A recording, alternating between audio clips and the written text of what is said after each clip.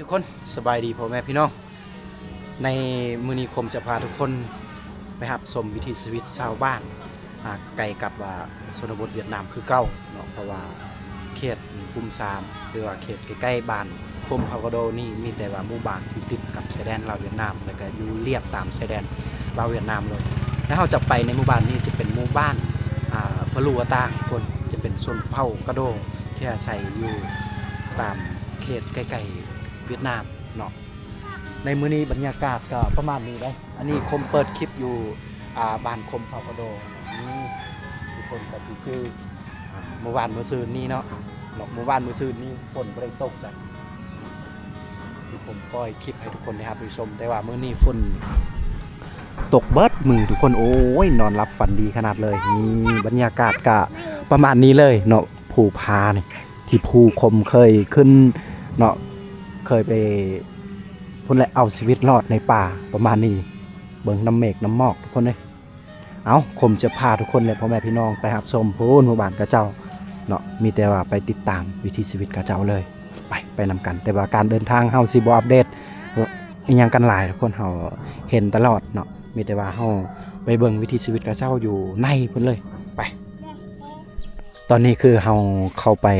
ถึงหมู่บ้านกระเจ้าแล้วทุกคนนี่เฮาเห็นพอดีมีแม่เฒ่าคนหนึ่งเรากำลังอนามัยเดินเพิ่นนี้พอดีคมก็คือเก่ามื้อนี้อันนี้ของฝากของตอนให้ชาวบ้านเพิ่นหรือว่าเด็กน้อยแต่ว่าเด็กน้อยบ่เห็นแล้วก็สิฝากตอนให้แม่เฒ่าเพิ่นเลยมีข้าวนมมามื้อนี้ก็พร้อมด้วยน้องคุยนี่สบายดีเด้อสบายดี FC ไอคม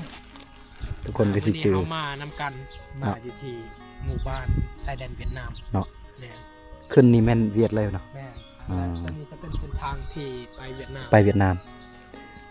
ชาวบ้านเฮาก็เจ้าเที่ยวทางนี้บางคนเส้นทางก็พอไปได้โอเคยากๆได้เอานี่แหละทุกคนเอาไปพร้อมด้วยน้องคุยคนมักเลาะพาเพิ่นเลาะในหมู่บ้านนี้เพิ่นก็เคยมาเคยลินแต่คมก็มีแต่ผ่านไปเรื่อยๆบ้านนี้แต่ว่าบ่ได้ถ่ายทำให้ทุกคนได้รับได้ชมได้เบิ่งได้เห็นวิถีชีวิตเพิ่นได้ในหมู่บ้านเพิ่นนี่เพิ่นก็สิมีน้ำกอกใส่น้ำก็ดึงมาแต่พูนทุกคนนี่จะเป็นน้ำสะอาดเนาะ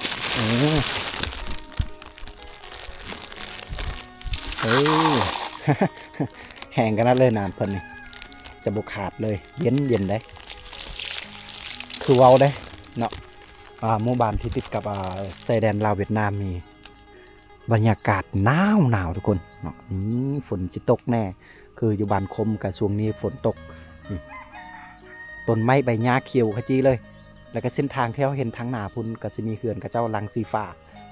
เข้มพุ่นไปทางพุ่นกับไปบ้านอโศกเลยจะแก้วอ่ะจ๊ะ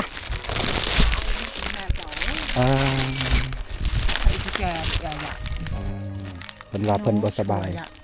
ตัวนี้จะเป็นเฮือนเพิ่นได้เนาะเฮือนที่เพิ่นอยู่แต่เพิ่นว่าบ่สบายตลอดบ่สบายคือว่ายังเฮ็ดเวียกcái năm ai có ngã ngồi mà cả kia kia rồi có lưng chua là ai nưng nọเจ็บกระเพาะai nọ ai เจ็บคอ ai lại ai plo ai mà nèยืมมาปืนเนี่ยเพิ่นว่าเจ็บคอเจ็บน่าจะเป็นเจ็บกระเพาะแล้วก็ตีนมือแบบว่ามึนไปเลยเนาะเอาว่าถ้าเจ็บเป็นกะพักพรและบ่ต้องอนามัยเดินแต่ว่าเพิ่นว่าก็พยายามแหละจำเป็นแหละ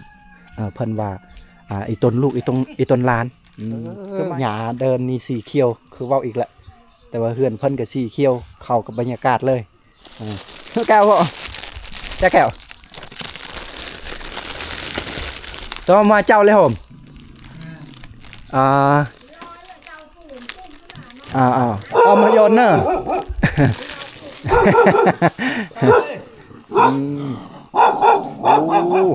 น้องมาเพิ่นเฮาแหละแต่ว่าไปก็มีอย่างของฝากของตอนเด้อเอาขนมเพิ่นเนาะถ้ามีเด็กน้อยก็สิยายเลยในธงนี้ก็น่าจะได้กินหลายคนอยู่ได้เป็น10 20 คนแหละทุกคนเอาเมื่อวานเพิ่นนี่ก็เงียบสงบเลยบ่เห็นหอดคนเพราะว่าเขาเจ้าไป ไปสวนในหมู่บ้านเพิ่นเฮ็ดนาแล้วก็เฮ็ดสวนมันต้นเราเจ้าบ่ได้เฮ็ดให้เด้บ้านเพิ่นนี่เฮ็ดอยู่ดำเล็กดำน้อยเนาะบ่เฮ็ดหลายแล้วก็มีไฟฟ้าใส่แต่ว่า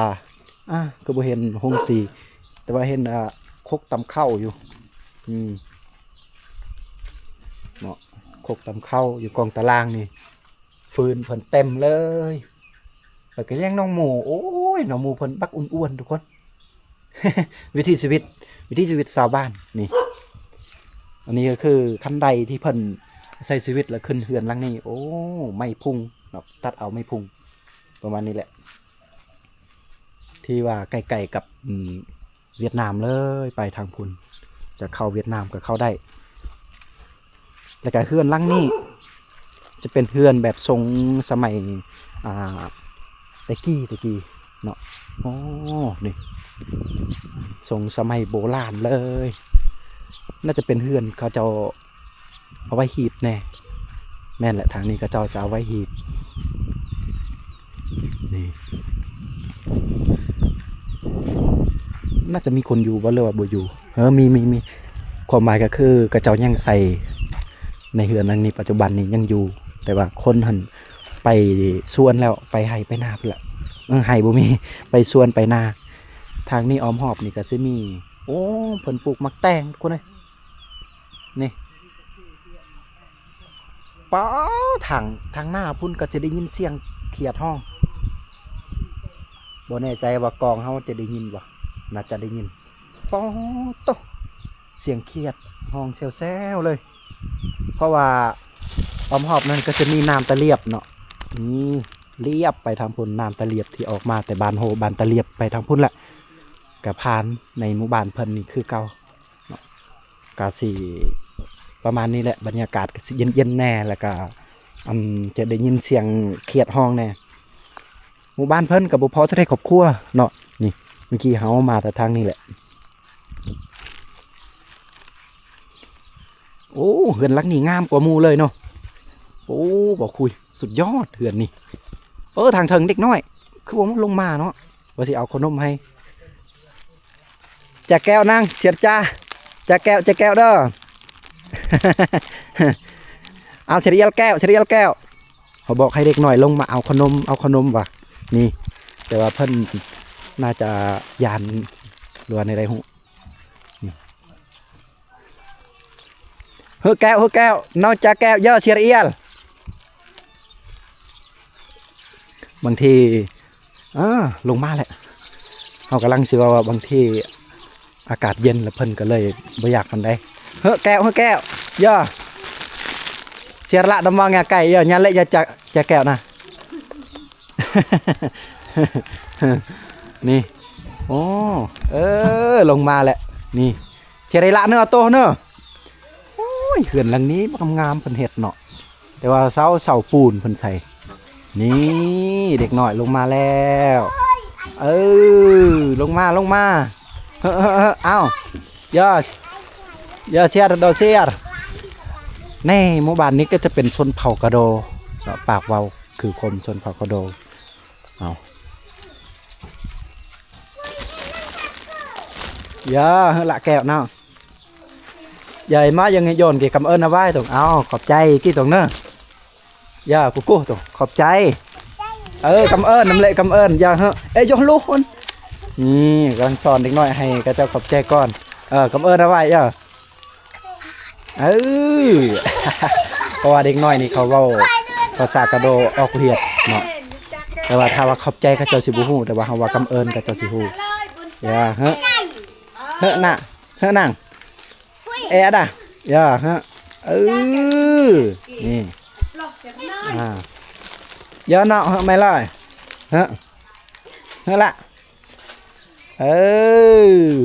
อ้นี่เอาไม่เลยอันเนาะตุ้มอ่ะบนโทมิหูความได้นี่คำหูได้เพื่อนเพิ่นสูงขนาดเลยดิเด็กหน่อยขึ้นถ้าได้ละเนื้อโตเนอะเอาว่าขึ้นดีๆได้ตกได้เพราะว่าขั้นใดเขตชนบทกับเจ้าเห็ดนี่ประมาณนี้เราก็เลยยานเด็กหน่อยกับสิตกเนาะนี่ ขึ้นสูงขึ้นเทิงไปเลยโอ้เขื่อนเพิ่นนี่สุดยอดเลยในหมู่บ้านเพิ่นนี่เขื่อนเพิ่นนี่แหละสุดยอดอันนี้ก็คือเสาที่เพิ่นเฮ็ดแต่ว่าจะเป็นปูนได้นี่แล้วเฮารับชมอยู่ทางนอกนี่งามได้ทุกคนหมู่บ้านเพิ่นอันนี้คือหมู่บ้านอาตางเนาะปะลูอาตาง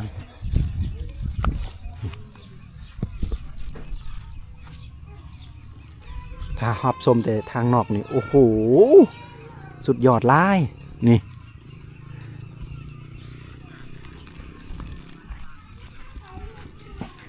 นี่แหละเส้นทางที่เข้าไปประเทศเวียดนามเลยประมาณหลักหนึ่งทุกคนก็สิฮอดเวียดนามแหละขามไปผู้สูงนะความหมายหลักหนึ่งก็คือเฮาสามารถเห็น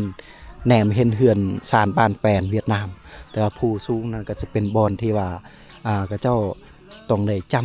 ำหนังสือเดินทางอีกอย่างแหละอยู่เทิงพุ่นประมาณนี้แหละจะเป็นอ้อมหอบภูผาป่าไม้ที่สวยงามทุกคนนี่แก้วเอ้ย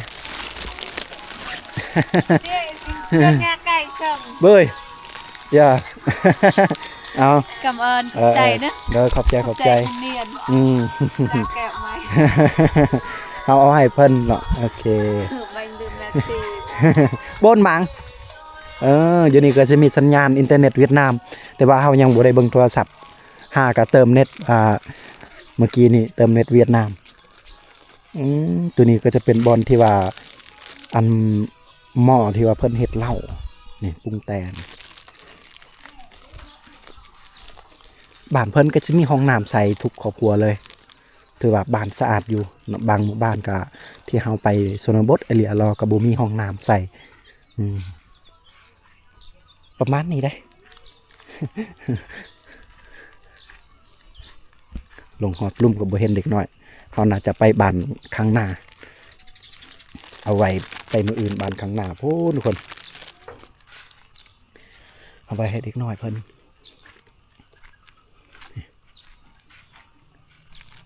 ทางลุ่มมันก็จะมีสวนของชาวบ้านเพิ่นเนาะจะเป็นสวนมันต้นกับเจ้านี่ลุ่มเรียบอันนี้ก็จะมีน้ำเซตะเรียบไปหอดทางเทิงพุ่นเลยหอดบ้านอาศกบ้านอาหอบ้านตะเรียบพุ่นแหละเนาะจะเป็นน้ำตะเรียบตัวนี้ก็จะอยู่กลางๆแหน่จักหน่อยเพื่อนหลังนี้อันนี้จะเป็นมะขามกำลังเห็นใบมะขามอ่อนโอ้ยคิดฮอดปลาคอหรือว่าปลานิ่นพุ่นแหละสิต้มปลาพุ่นแหละเมื่อเห็นมะขามอ่อนทุกคนประมาณนี้แหละ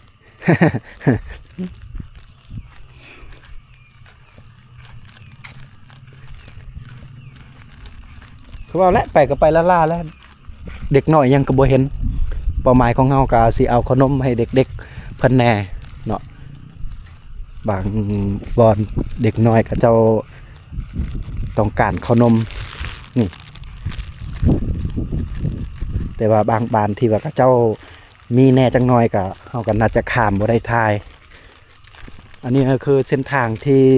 ลงไปน้ำชาวบ้านเพิ่นใช้ชีวิตบางมือกับเจ้ากระสีอาบน้ำห้วยตัวนี้หรือว่าน้ำเซตะเลียบนี่อันนี้ก็จะเป็นเส้นทางเข้าไปหอดเวียดนามเรียกว่าหอดเซตะเลียบ